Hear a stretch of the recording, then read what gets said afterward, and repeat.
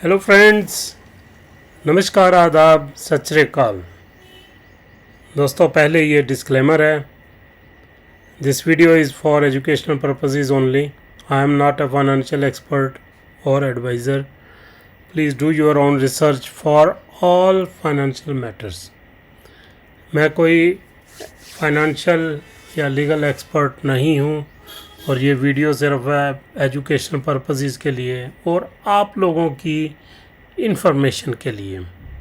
कोई भी फैसला लेने से पहले, चाहे वो कानूनी तौर पर हो या कोई फाइनेंशियल मैटर हो, उसके लिए आप किसी लीगल एक्सपर्ट या किसी फाइनेंशियल एडवाइज़र से ज़रूर सलाह कर लीजिए। तो दोस्तों, अब चलते हैं जो टॉपिक है आज का मेरी वीडियो का, उसके ऊपर।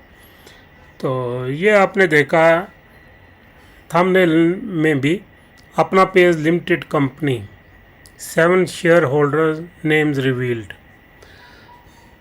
तो दोस्तों, शायद ये नाम आपको पता होंगे। अगर नहीं पता है तो चलो मैं बता देता हूँ। ये नाम मैंने MCA की वेबसाइट से लिए हैं। ये पब्लिकली अवेलेबल हैं, कोई भी आदमी वहाँ से कंपनी की सारी डिटेल्स ले सकता है, किसी भी कंपनी की। नॉट ओनली ये जो कंपनी है अपना पे के पीछे जो कंपनीज हैं उनकी, बल्कि किसी भी कंपनी की आप डिटेल्स वहाँ से ले सकते हो। तो ये मैंने डिटेल्स नाम की ली है। मैंने समझा कि अपने जो ऑडियंस हैं उनको मैं बता दूं कि कंपनी के पीछे जो 7 शेयर होल्डर्स हैं कंपनी में, वो कौन हैं। वैसे तो इतनी ट्रांसपेरेंसी तो रखनी चाहिए कंपनीज़ को भी। ये पहले से कंपनी को ही पब्लिकली बता देना चाहिए था कि हमारे साथ जो शेयर होल्डर्स हैं, कंपनी जिन्होंने बनाई है, वो कौन है। चलो, नहीं बताया, हो सकता है आपको बताया भी हो, लेकिन मेरी नज़र में नहीं आया कि आपको बताया गया है। तो इसलिए मैंने ज़रूरी समझा कि आपसे ये ज़रूर शेयर करूँ ये साथ नाम। तो बाकी किसी भी चीज़ की परचेज़ आप करने जाते हो, आप कोई गाड़ी ख़रीदना चाहते हो, आप कंपनी के शोरूम में जाते हो, वहाँ पर आप गाड़ी का पेमेंट करते हो, गाड़ी ले आते हो, क्योंकि आपको गाड़ी की परफॉर्मेंस के बारे में पता होता है।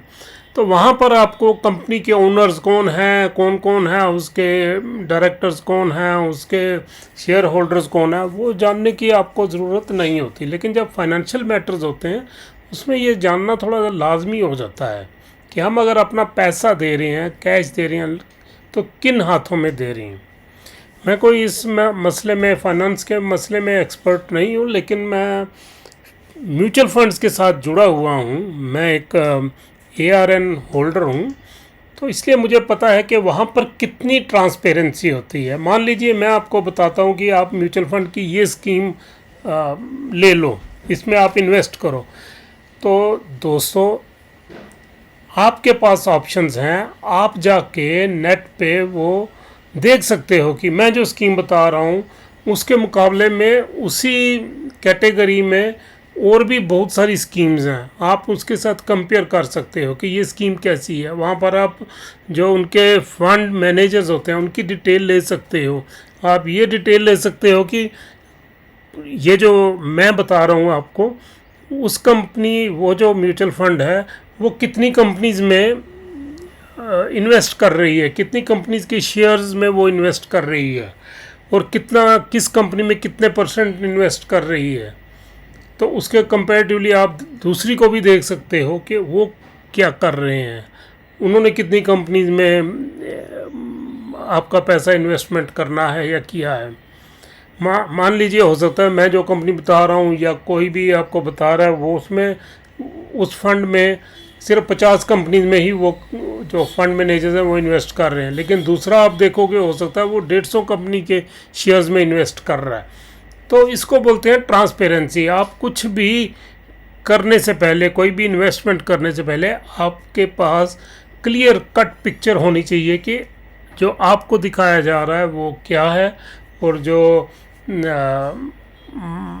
कंपटीटर्स हैं वो क्या कर रहे हैं, और आपका फ़ायदा किस में है। आप उसी में इन्वेस्ट करोगे ना कि मैंने जो बोल दिया उसके ऊपर आप आंख बंद करके तो इन्वेस्टमेंट करोगे। मतलब ये होती है ट्रांसपेरेंसी। आपको मौका दिया जाता है कि आप सब कुछ चेक करके ही फिर ही आप इन्वेस्टमेंट करिए। तो ये आते हैं अब इसमें जो शेयर होल्डर्स की बात करते हैं। जैसा कि मैंने आपको बताया था पिछले वीडियो में, जो कल का वीडियो था, कि उसमें कि अपना पे की जो मालिक है वो एक अलग कंपनी है और जो लिमिटेड कंपनी बनी है ये अलग कंपनी है। लिमिटेड कंपनी का अपना पे की जो ऐप है उसके ऊपर कोई अभी तक आज तक कोई अभी तक अधिकार नहीं है। ये मैंने कल भी बताया था आपको। तो फिर 3 डायरेक्टर्स के नाम तो इस कंपनी के मैंने पहले आपको बता दिए थे। तो कोई भी लिमिटेड कंपनी बनाने के लिए मिनिमम रिक्वायरमेंट होती है 7 लोगों की, 7 शेयर होल्डर्स होने ज़रूरी हैं।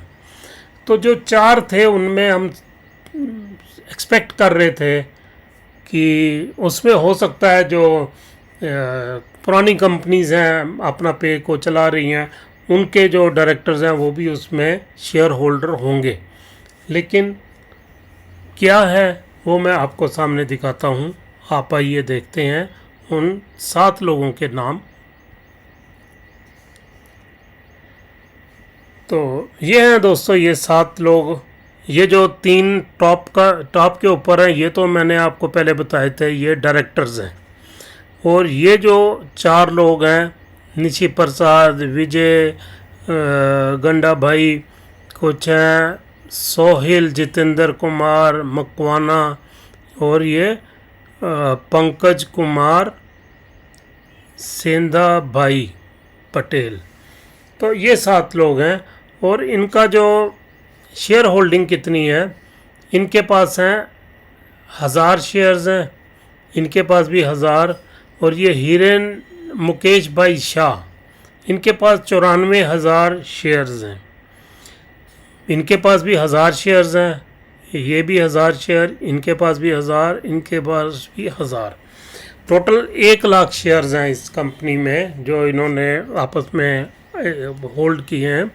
तो जिसमें आप यहाँ पर देख लीजिए ये 94,000, बाकी सभी के पास 1% की शेयर होल्डिंग है। जो 6 लोग हैं उनके पास 1% की शेयर होल्डिंग है। तो ये हिरेन मुकेश भाई शाह जो हैं इनके पास 94% की शेयर होल्डिंग है। तो मतलब कंपनी अब इन्हीं के डायरेक्शंस के ऊपर चलने वाली है। ये कौन है, क्या हैं ये 7 लोग, शायद आप लोग जानते होंगे क्योंकि आप अपना पे से जुड़े हुए होंगे, तो आपको पता होगा, आप इनको जानते होंगे, तभी ये अब ये लिमिटेड कंपनी का हिस्सा बने हैं, शेयर होल्डर्स बने हैं। तो दोस्तों जो मैंने पिछली बार एक और कंपनी बताई थी जो कि गुजरात से ही है, उसके 2 डायरेक्टर्स मैंने बताए थे जिनको इसमें इंडक्ट किया गया था, इसमें उनको डाला गया था। तो ये 2 जो हैं इनके भी 1% की ही शेयर होल्डिंग है।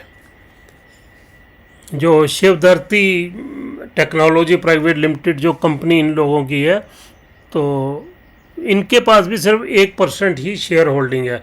और जो तीसरा नाम मैंने बताया था कि जिनका किसी कंपनी में शेयर होल्डिंग नहीं है, वो हिरेन मुकेश भाई शाह हैं। तो इनके पास इस कंपनी लिमिटेड कंपनी में 94% की शेयर होल्डिंग है। और जो बाकी लोग हैं इनमें पुरानी 3 कंपनीज जो थी उनमें से कोई भी आदमी, उनका कोई भी डायरेक्टर इवन इस कंपनी में शेयर होल्डर भी नहीं है। तो कहने का मतलब कि अगर टेक्निकली देखा जाए तो ये दोनों कंपनीज या पुरानी 3 कंपनीज और ये कंपनी में आपस में कोई भी लिंक नहीं जुड़ता। अगर एक भी डायरेक्टर यहाँ पर शेयर होल्डर होता या कुछ 2 होते या सभी का एक डायरेक्टर यहाँ पर होता तो हम कह सकते थे कि मतलब ये एक मतलब इनकी भी शेयर होल्डिंग है इस कंपनी में। लेकिन यहाँ से साफ होता है कि उनकी भी कोई शेयर होल्डिंग इसमें नहीं है। तो ठीक है फ्रेंड्स, मैंने ये आपके साथ शेयर करनी थी। ये मैंने MCA जो मिनिस्ट्री ऑफ कॉरपोरेट अफेयर्स है उसकी वेबसाइट से ये मैंने निकाला है। आप भी निकाल सकते हैं। आप भी वहाँ पर जाकर वहाँ से आप ये डाउनलोड कर सकते हैं। ये पब्लिकली अवेलेबल है ये सारी इन्फॉर्मेशन। तो सिर्फ इसकी थोड़ी सी फीस होती है, वो लगती है, तो वो आप इनके डॉक्यूमेंट्स निकाल के चेक कर सकते हैं किसी भी कंपनी के, नॉट ओनली दिस कंपनी, किसी भी कंपनी के आप डॉक्यूमेंट निकाल के आप चेक कर सकते हैं। यहाँ पर आप देख रहे हैं कि zero preference, zero preference, zero preference, ये सभी को एक शेयर की कैटेगरी होती है प्रेफरेंस शेयर्स। यहाँ पर किसी को भी प्रेफरेंस शेयर्स जो हैं वो अलॉट नहीं हुए हैं, तो इसलिए यहाँ पर लिखा है ज़ीरो प्रेफरेंस। तो वो शेयर्स किसी को भी अभी नहीं मिले हैं, उनको कई चीज़ों में उनको प्रेफरेंस दी जाती है, तो लेकिन वो यहाँ पर किसी को भी ऐसी कोई as such preference shares allot नहीं हुए हैं। तो ठीक है फ्रेंड, इतनी बात करनी थी। आपके क्या कमेंट्स हैं आप ज़रूर बताइए। थोड़ा सा वैसे तो ये इन्फॉर्मेशन आपके पास होनी चाहिए थी, जो कंपनी के जो प्रमोट करने वाले यूट्यूब चैनल्स हैं उन्होंने भी आपको ये इन्फॉर्मेशन देनी चाहिए थी, लेकिन उन्होंने नहीं दी। मुझे अभी यूट्यूब के ऊपर या कहीं पर भी नज़र नहीं आई कि वो आपको ये इन्फॉर्मेशन दे रहे हैं, क्योंकि कोई किसी भी फाइनेंस के मैटर में आपको ये पता होना चाहिए कि आप पैसा कहाँ पर दे रहे हो, और उसको जो भी सिस्टम है या जो भी कंपनी है उसको चलाने वाले कौन लोग हैं। इतना ही मकसद था मेरा। तो थैंक यू, नमस्कार, आदाब, सत श्री अकाल।